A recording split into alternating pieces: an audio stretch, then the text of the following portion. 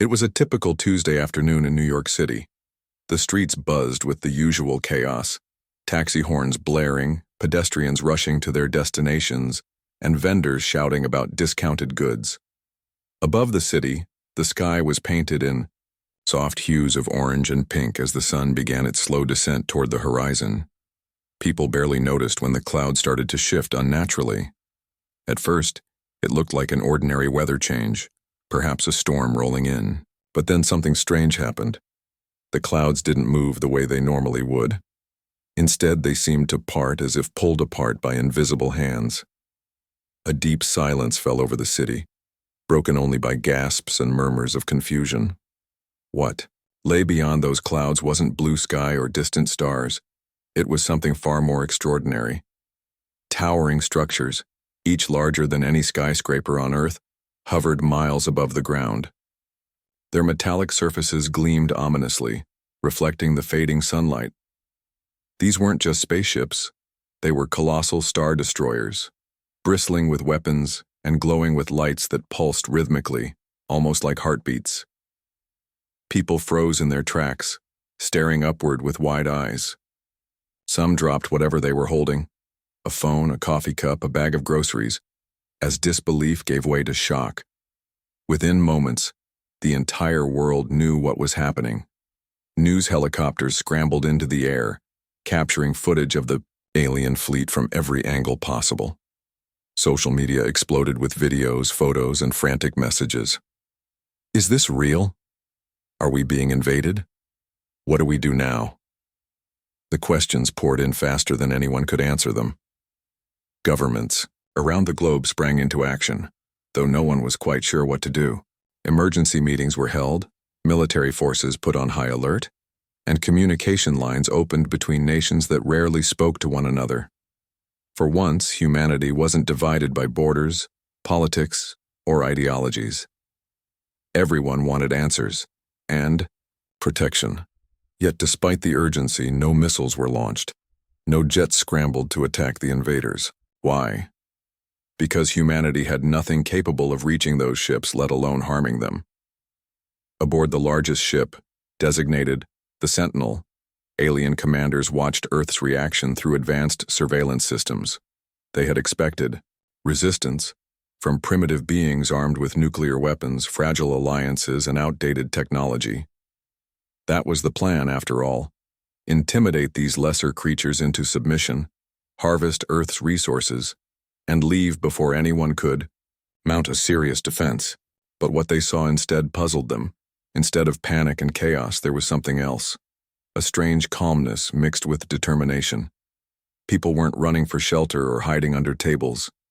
They stood outside, looking up at the ships with curiosity rather than fear. Families gathered on rooftops, pointing and taking pictures.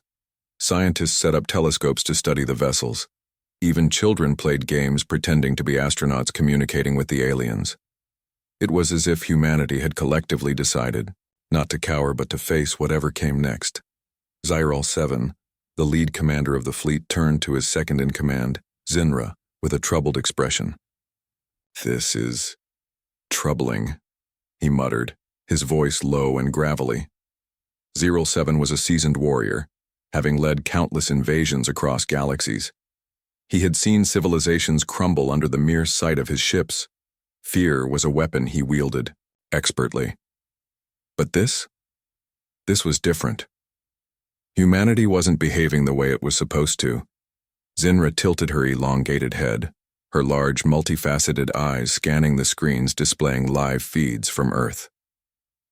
"They are not afraid," she observed, her tone equally uneasy. "In fact, they seem united." She pointed to one screen showing a group of protesters standing alongside soldiers, holding signs that read, "Earth stands together," and "We will not be intimidated." Another showed engineers working tirelessly to modify existing satellites, while yet another displayed scientists analyzing data collected from the alien ships. Unity was something the invaders hadn't anticipated. On most planets they visited, societies were fractured, divided by greed, hatred, or ignorance. Those divisions made conquest easier. Divide and conquer was the mantra of their empire. But here, On this tiny blue planet, humanity was proving to be an anomaly. Nations that couldn't agree on trade deals suddenly shared satellite data. Rival corporations collaborated to develop countermeasures. Even ordinary citizens banded together, organizing rallies and fundraisers to support their governments. Back on Earth, people were already adapting. Amateur astronomers tracked the movements of the ships, sharing their findings online. Hackers infiltrated secure networks to gather information about potential alien weaknesses. Teachers instructed students on emergency protocols, emphasizing teamwork and resourcefulness. Factories shifted production to create makeshift weapons and protective gear, and in laboratories around the world, scientists worked around the clock to reverse engineer alien technology recovered from crashed probes. One such scientist was Dr. Elena Vasquez, a brilliant astrophysicist who had spent years developing quantum communication technology. Her work had been considered theoretical at best, too ambitious for practical use. But now, as the alien fleet loomed overhead, her research became humanity's greatest asset. Late one night, locked away in her lab, Elena finally cracked the code. She established a direct line of communication with the alien ships, bypassing their encrypted channels. The following morning, the world held its breath as Elena's voice boomed over every radio frequency, television channel, and internet platform simultaneously. "Attention, unidentified vessels," she began, her tone calm but firm. "You have entered our planet's airspace without permission. Leave now or face the consequences." The message was simple, yet it carried an undeniable weight. It wasn't a plea or a negotiation. It was a warning. On board.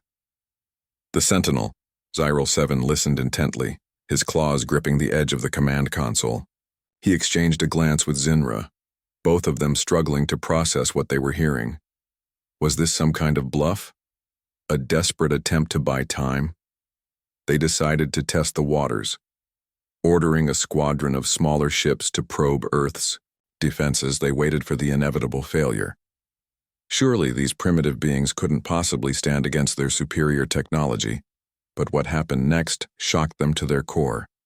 As the alien ships descended closer to Earth's atmosphere, thousands of dormant satellites orbiting the planet sprang to life. Activated remotely by Elena's team, the satellites formed a web-like network around the invaders. Each satellite emitted a low-frequency pulse that disrupted the aliens' shields, rendering them vulnerable. One by one, the probing ships faltered, their systems failing as they were forced to retreat. For the first time in their long history of conquest, the invaders felt a flicker of doubt.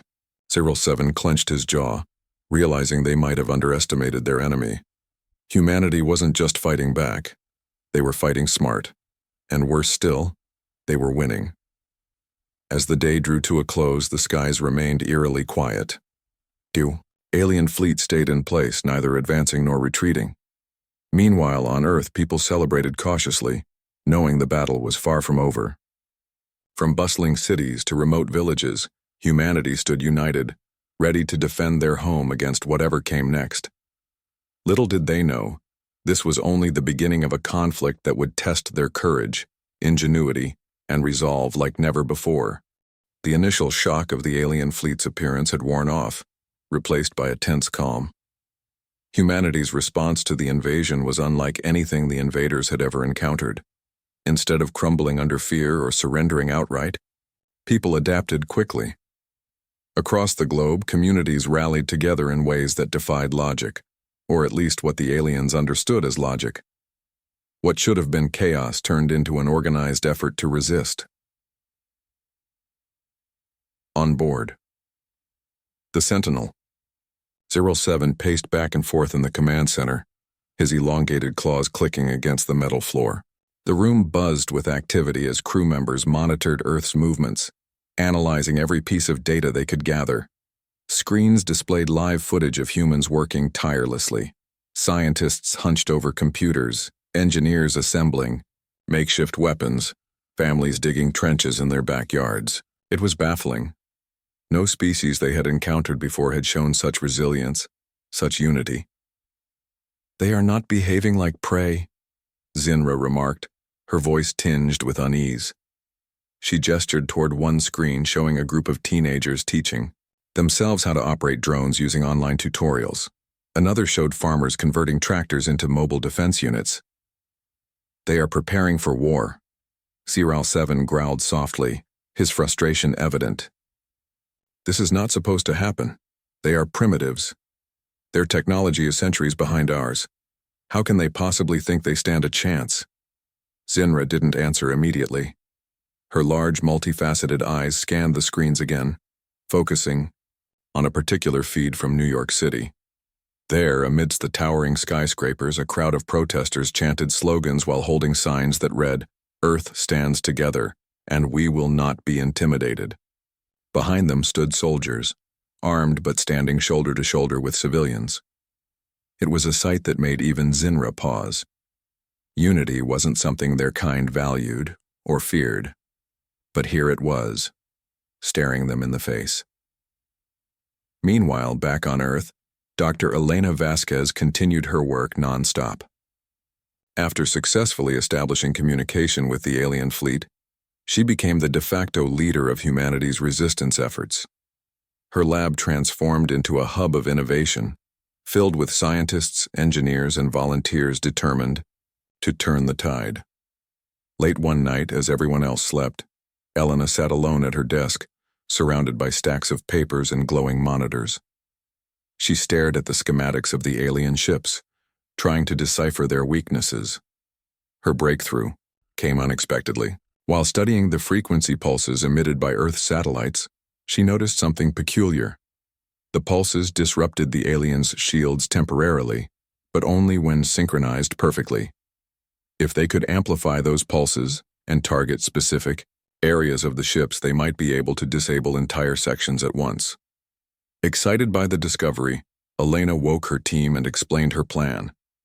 By morning, they had developed a prototype device capable of generating the amplified pulse. News of the invention spread quickly, sparking hope among the masses. People began referring to it as the Eclipse Cannon, named after its ability to momentarily block out the light of the stars above. Construction teams worked around the clock to build a full-scale version, using materials donated by governments, corporations, and ordinary citizens alike. Factories repurposed assembly lines to produce components while volunteers transported parts across continents. It was a global effort, fueled by determination and sheer willpower. As days passed, tensions between Earth and the alien fleet escalated. The invaders launched several probing attacks, testing humanity's defenses.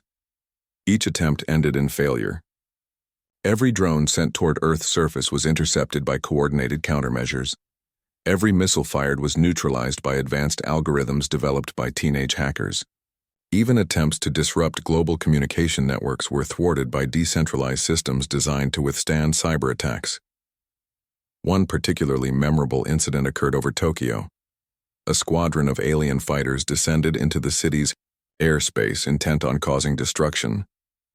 But instead of panic, they were met with precision. Anti-aircraft guns operated by local militias fired in unison, forcing the fighters to retreat. Drones equipped with EMP devices disabled their engines mid-flight, sending them spiraling harmlessly into empty fields outside the city. Videos of the skirmish went viral, inspiring millions around the world. For the first time, humanity saw proof that they could fight back and win. Despite these victories, not everything went smoothly. The strain of constant vigilance took its toll. Families grew weary of sleeping in makeshift shelters. Farmers struggled to tend to crops while also participating in community defense efforts.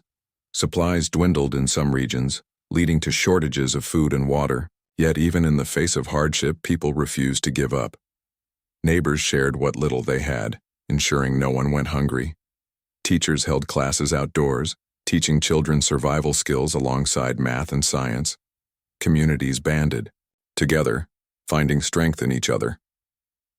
Amidst all this, a young girl named Maya emerged as an unlikely symbol of hope. Born and raised in Mumbai, Maya had always dreamed of becoming an astronaut.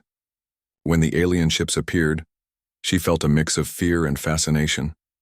Like many others, she joined local efforts to prepare for the worst. But it wasn't until she stood atop a makeshift stage in Times Square that she truly found her voice. It happened during a rally organized by activists calling for peace and unity. Thousands of people gathered, holding candles and singing songs of solidarity. Maya, who had been invited to speak briefly, stepped forward hesitantly. At first, her voice trembled as she addressed the crowd. "I'm just a girl," she began, clutching the microphone tightly. "But I believe we are stronger than they think." Her words resonated deeply. As she spoke about the importance of standing together, her confidence grew. By the end of her speech, she was shouting with passion, urging everyone to keep fighting, not just for themselves but for future generations. "We are not afraid," she declared, her voice echoing through the square. "We will protect our planet." Maya's speech went viral overnight, inspiring millions worldwide. People printed posters with her quote, hanging them in schools, offices, and homes. Activists adopted her message as their rallying cry, organizing protests and fundraisers under the banner, "We are not afraid." Even world leaders referenced her words in speeches, acknowledging the power of unity in the face of adversity. Back aboard the Sentinel, Sci-Fi watched footage of Maya's speech with growing dread. He couldn't understand why these beings, these fragile, insignificant creatures, refused to submit. Everything about them defied his understanding of conquest. Their courage, their ingenuity, their refusal to back down. It was maddening. And yet, deep down, he felt something he hadn't experienced in centuries: fear. Fear wasn't something the invaders were accustomed to feeling. They prided themselves on being superior, untouchable. But now, for the first time, doubt crept into their minds. Could they really conquer Earth? Or had they bitten off more than they could chew? Zinra approached Sci-Fi cautiously, sensing his unease. "What do we do now?" she asked quietly. Sci-Fi hesitated before answering. "We adapt," he said, finally, his voice heavy with resignation. "If they won't break, we'll find another way." Little did they know, humanity was already several steps ahead. The construction of the Eclipse cannon neared completion, hidden deep within a remote desert facility. Engineers tested its capabilities daily, fine-tuning its mechanisms to ensure maximum efficiency. Meanwhile, volunteers trained to operate it, learning how to synchronize its pulses with Earth's satellites. The weapon wasn't just a tool, it was a symbol of humanity's resolve. As preparations continued, people around the world waited anxiously, knowing the final confrontation was inevitable. Would the Eclipse cannon live up to its promise? Could humanity truly stand against an enemy that seemed unbeatable? Only time would tell. But one thing was certain: Earth was ready to fight. For itself, for its people, and for the future. The final pieces of the Eclipse cannon were assembled in the heart of a barren desert, far from prying eyes. The facility buzzed with activity as engineers and volunteers worked tirelessly to ensure every component was flawless. Massive solar panels stretched across the dunes, soaking up energy from the relentless sun. Inside the control room, Dr. Elena Vasquez stood at the center of it all, her face illuminated by the glow of monitors displaying complex algorithms and satellite feeds. She hadn't slept in days, but exhaustion didn't matter now. Humanity's fate rested on this moment. Outside, thousands of people had gathered, drawn by the hope that the Eclipse cannon represented. They came from all walks of life: farmers, teachers, soldiers, children, all united by a shared purpose.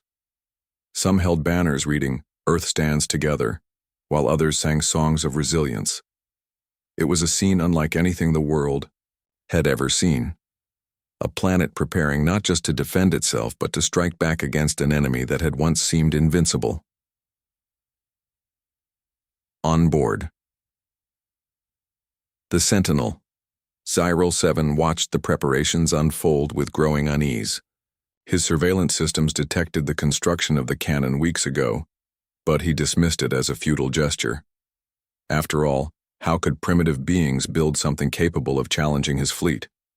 Yet, As data streamed in showing the weapon's design and capabilities, doubt began to creep into his mind.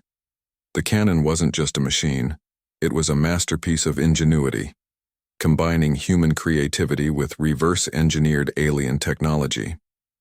For the first time, 07 questioned whether their mission was doomed to fail.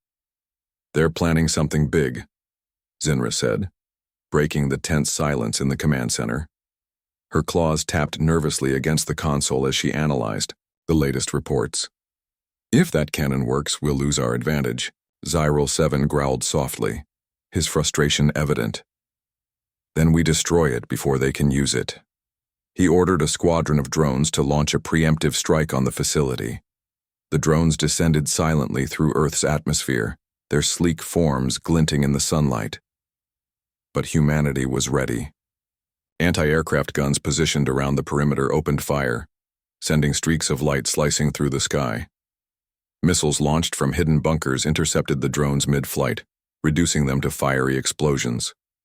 Cheers erupted from the crowd below as debris rained harmlessly onto the sand. Back aboard the Sentinel, 07 clenched his jaw tightly. "They anticipated us," he muttered, his voice laced with anger. "How is this possible?" "It's almost as if they know what we're thinking," Zinra replied, her tone uneasy. She glanced at the screens again, where images of Earth's defenses continued to pour in. Every attempt they made was countered with precision. Every strategy they employed was met with resistance. It was as though humanity had somehow tapped into their thought processes, or perhaps, she thought grimly, they had simply learned to think like invaders. Meanwhile, on Earth, the final tests for the Eclipse cannon were underway. Engineers ran simulations, firing low-intensity pulses at abandoned satellites orbiting high above the planet. Each test yielded promising results, confirming that the weapon could indeed disrupt the aliens' shields. With every successful trial, morale soared. People cheered, hugged one another, and cried tears of relief. Finally, after weeks of uncertainty, there was tangible proof that humanity had a fighting chance. Dr. Elena Vasquez addressed the team late one night, her voice steady despite the weight of responsibility on her shoulders. "Tomorrow we take the fight to them," she said, her eyes scanning the tired yet determined faces around her. "We've done everything we can to prepare. Now it's up to us to show them that Earth isn't theirs to take." Her words spread quickly, reaching millions via live broadcasts. Across continents, people tuned in to hear her speech, drawing strength from her unwavering resolve. In Mumbai, Maya sat cross-legged on her bedroom floor, watching intently as Elena spoke. Since her viral speech in Times Square, Maya had become a symbol of hope, invited to speak at rallies and events worldwide. But tonight, she felt small again, overwhelmed by the enormity of what lay ahead. Still, she reminded herself of the message she'd preached so passionately: "We are not afraid." As dawn broke over the desert, the air crackled with anticipation. Volunteers lined up to operate the cannon, each person assigned a specific role based on their skills. Scientists monitored energy levels, technicians adjusted targeting systems, and communication officers relayed updates to global leaders. Above them, Earth's satellites aligned perfectly, creating a network that would amplify the cannon's pulse to devastating effect. At precisely 0800 hours, Elena gave the order: "Activate the Eclipse cannon." A low hum filled the facility as power surged through the massive device. Outside, the solar panels glowed brighter, channeling energy into the cannon's core. Then, with a deafening roar, the weapon fired. A beam of concentrated light shot upward, piercing the sky like a second sun. Its brilliance blinded anyone who dared look directly at it, forcing spectators to shield their eyes. Moments later, the beam connected with Earth's satellite network, amplifying its intensity exponentially. On board the Sentinel, alarms blared as the pulse reached the alien fleet. Shields flickered and failed, leaving the ships exposed for the first time since their arrival. Crew members scrambled to restore them, but the damage was already done. One by one, the Star Destroyers fell silent, their engines sputtering before going dark. Panic spread through the ranks as Zyril 7 realized the extent of their defeat. "What have we done?" Zinra whispered, her voice trembling. She stared at the screens in disbelief as their once mighty fleet crumbled under the assault. Ships descended uncontrollably toward Earth's atmosphere, their hulls glowing red-hot from re-entry. Zyril 7 slammed his fist against the console, his pride shattered. "This wasn't supposed to happen," he snarled, his voice filled with rage and despair. He turned to Zinra, his expression grim. "Prepare the surrender protocols." Below, humanity erupted in celebration. Cheers echoed across the desert as people embraced one another, tears streaming down their faces. News outlets broadcast the victory live, capturing images of joyous crowds waving flags and chanting slogans. Even those who had doubted humanity's chances now stood in awe of what had been achieved. Against all odds, Earth had fought back and won. In New York City, Maya joined thousands of others in Central Park, where giant screens displayed footage of the disabled alien ships. She clutched her phone tightly, recording a video message for her followers. "Today, we proved that no matter how powerful the enemy, we can overcome them if we stand together," she said, her voice strong and clear. "This is just the beginning. Let's keep building a better future, for everyone." Her message resonated deeply, inspiring millions to continue striving for unity and progress. Around the world, communities celebrated not just the victory, but the spirit that had made it possible. Schools held assemblies honoring the scientists, engineers, and volunteers who had contributed to the effort. Artists painted murals depicting the Eclipse canon, alongside portraits of ordinary heroes. Musicians composed songs celebrating humanity's resilience, their lyrics echoing the sentiment that had driven people forward. "We are not afraid."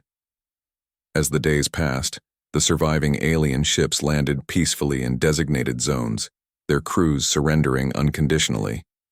Diplomats and scientists worked together to establish communication, seeking answers about why the invaders had come and ensuring such an invasion would never happen again. Meanwhile, governments collaborated to dismantle the remnants of the EE fleet, studying their technology to prevent future threats. For Dr. Elena Vasquez, the battle was far from over. Though exhausted, she remained committed to using her knowledge for the greater good. She envisioned a world where humanity's ingenuity could be harnessed for peace rather than war, a world where the lessons learned from this crisis could pave the way for a brighter future. Back in the desert, workers dismantled the Eclipse canon, its purpose fulfilled. But its legacy lived on, etched into the hearts and minds of everyone who had witnessed its power. It wasn't just a weapon, it was a testament to humanity's ability to adapt, innovate, and unite when faced with the impossible. And so, as the skies cleared and the alien threat receded, people looked up with pride. They had stared into the unknown and emerged victorious, not because of superior technology, but because of their courage, determination, and belief in one another.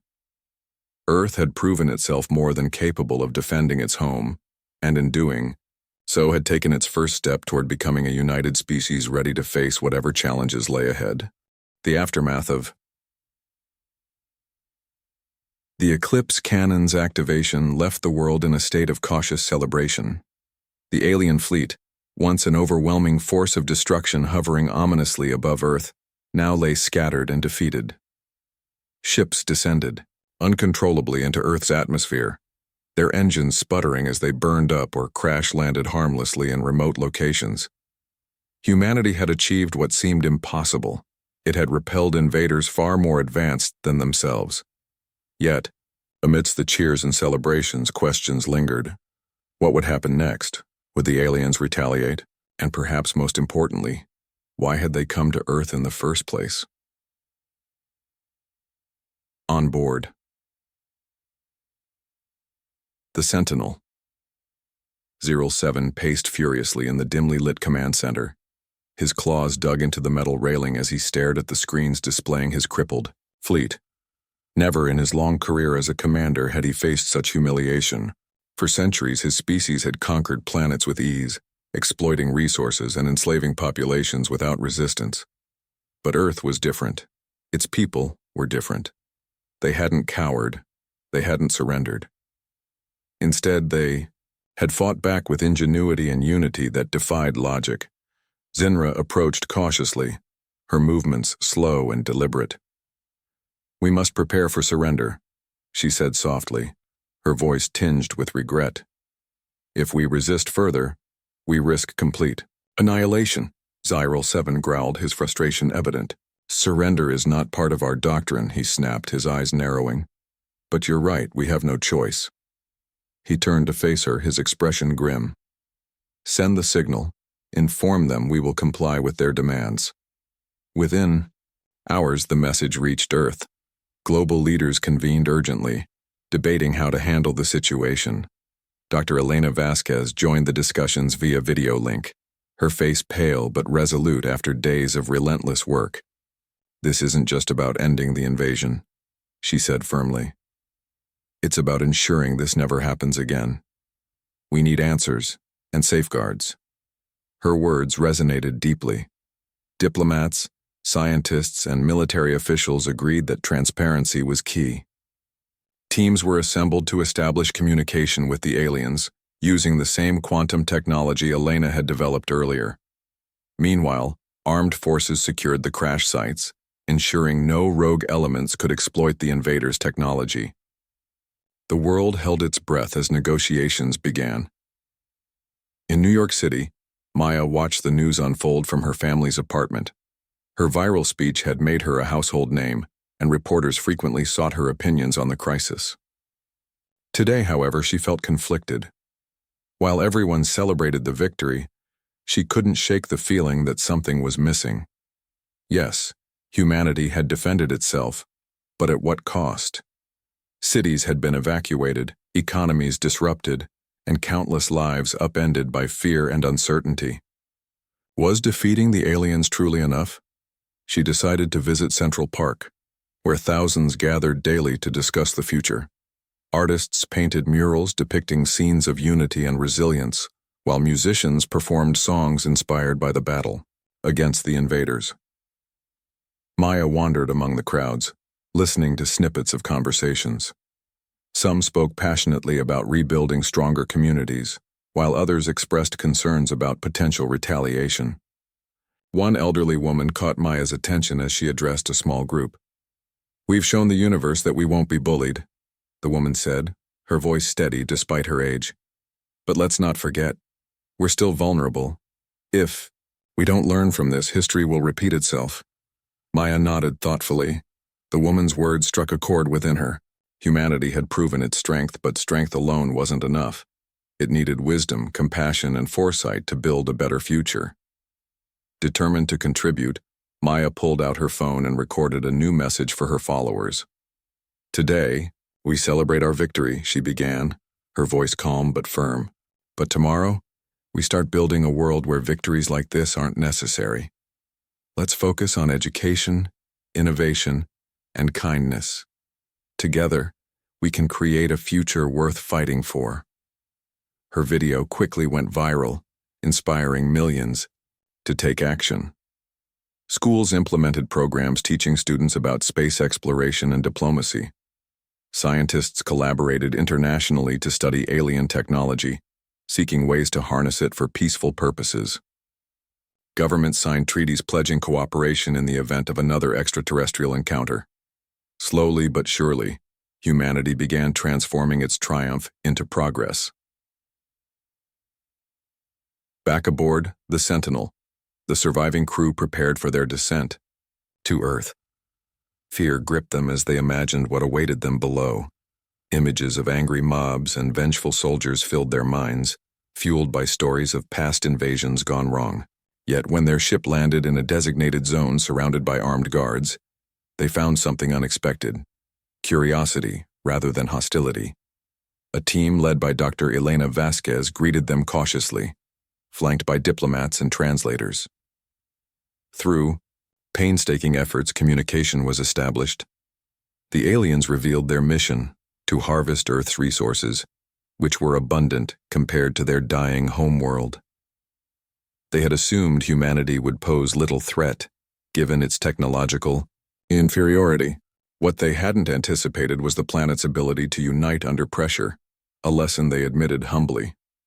They underestimated us because they didn't understand us, Elena explained during a press conference. They saw division and weakness, but they failed to see our capacity for collaboration and innovation. That's what saved us. As weeks turned into months, humanity continued to adapt. Factories repurposed alien materials to develop sustainable energy solutions, reducing reliance on fossil fuels.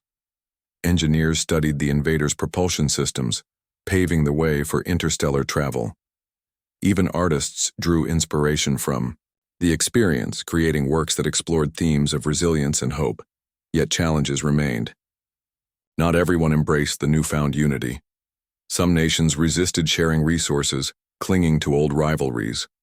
Others exploited the crisis for personal gain, hoarding alien artifacts or spreading misinformation. Activists like Maya worked tirelessly to counter these issues, organizing rallies and campaigns promoting equality and transparency. One particularly tense moment occurred when a faction of rogue scientists attempted to reverse engineer alien weapons instead of focusing on peaceful applications. Their efforts were thwarted by a coalition of ethical researchers and watchdog organizations who exposed their plans before they could cause harm. The incident served as a reminder that humanity's greatest enemy wasn't always external. It was often internal. Despite these setbacks, progress continued. Maya's influence grew as she traveled the world, speaking at conferences and meeting with leaders. Her message remained consistent. Unity wasn't just a strategy for survival, it was a blueprint for prosperity. She encouraged young people to pursue careers in science, engineering, and diplomacy, emphasizing the importance of preparing for a future where Earth might interact with other civilizations. Meanwhile, Elena focused on expanding her research. With funding from global governments, she established an institute dedicated to studying alien technology and fostering international collaboration. Her dream was to turn Earth into a beacon of peace and innovation, a planet capable of standing alongside any civilization in the galaxy. By the time the anniversary of the invasion arrived, humanity had undergone a profound transformation. Cities buzzed with renewed energy, powered by clean energy derived from alien tech. Schools taught children about the importance of empathy and teamwork.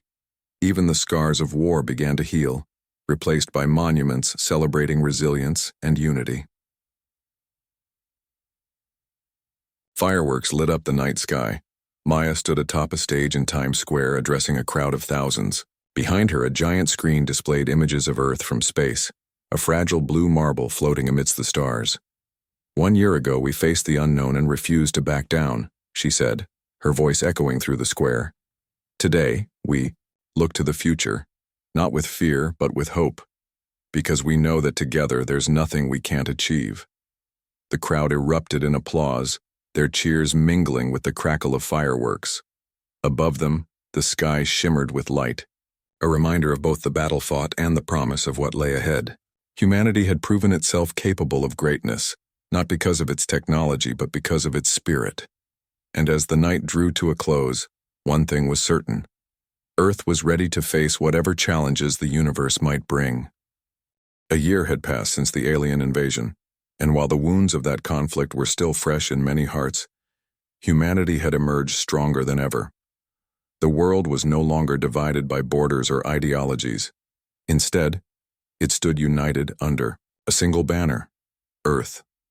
Cities thrived with innovation, powered by clean energy derived from alien technology. Schools taught children not just about math and science, but also about empathy, teamwork, and the importance of protecting their shared home. Humanity had learned lessons it could never unlearn, and it carried them forward into a brighter future. In New York City, Maya stood on stage at the United Nations General Assembly, addressing leaders from every corner of the globe. Her journey, from a shy teenager to an international symbol of hope, had been remarkable, but today she felt more nervous than ever. This wasn't just another speech. This was a declaration, a promise to the world and to the stars above. 1 year ago, she began, her voice steady despite her nerves. We faced an enemy we didn't understand. We were scared, but we refused to give up. Today we look back not with fear, but with pride. Because we proved something extraordinary. When we stand together, there's nothing we can't overcome. Her words resonated deeply, earning applause from the audience. But Maya wasn't finished. She paused, letting the cheers subside before continuing. But let's be honest. This victory isn't the end. It's only the beginning. If we want to ensure that Earth remains safe, we need to prepare for what comes next. Not just threats from beyond our skies, but challenges within our own communities. She went on to outline a bold vision for the future, a global initiative called Project Unity. Its goal was simple yet ambitious, to create a society where knowledge, resources, and opportunities were accessible to all. Under Maya's leadership, teams of scientists, educators, engineers, and activists would work together to tackle issues like poverty, inequality, and climate change. They would use the alien technology responsibly, ensuring it benefited everyone, not just a select few. As Maya spoke, cameras captured her every word, broadcasting the event live to billions around the world. People listened intently, inspired by her message. In Mumbai, families gathered around televisions, cheering as Maya emphasized the importance of education. In Tokyo, students scribbled notes during her talk, eager to contribute to the cause. Even aboard the remaining alien ships now stationed peacefully in orbit, commanders watched with a mix of admiration and regret. Humanity had grown wiser, kinder, and stronger, and they knew it. Back at the UN headquarters, Dr. Elena Vasquez sat among the delegates, nodding approvingly as Maya concluded her speech. Afterward, she approached Maya backstage, offering a warm smile. "You've done incredible work," she said, placing a hand on Maya's shoulder. "Now it's time for us to turn those words into action." Elena had spent the past year overseeing the integration of alien technology into Earth's infrastructure. Solar panels powered cities, advanced medical devices saved lives, and sustainable farming techniques fed millions. Yet she knew the real challenge lay ahead: maintaining peace and cooperation among nations. Greed and mistrust still lingered in some corners of the globe, threatening to undo everything humanity had achieved. To address these concerns, Elena proposed the creation of an interplanetary council, a governing body tasked with regulating Earth's interactions with extraterrestrial civilizations. Composed of representatives from every nation, the council would focus on diplomacy, research, and defense. Its primary mission? To prevent another invasion, or worse, provoke one through reckless behavior. The idea gained widespread support, and within months, the council was established. Its first order of business was establishing formal relations with the surviving alien crew members.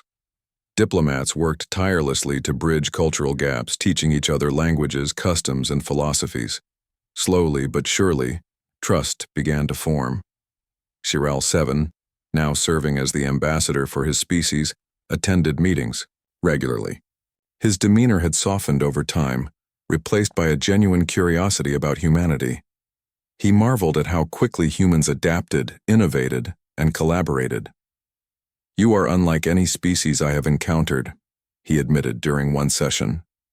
"Your capacity for growth is admirable." Zinra echoed his sentiments, often expressing gratitude for the second chance Earth had given them. Together they shared valuable insights about their homeworld, a barren planet ravaged by centuries of resource exploitation. Their stories served as warnings, reminding humanity of the consequences of unchecked greed and environmental destruction. Inspired by these revelations, global leaders doubled down on efforts to combat climate change. Renewable energy projects expanded rapidly, reducing reliance on fossil fuels. Forests were replanted, oceans cleaned, and wildlife habitats restored.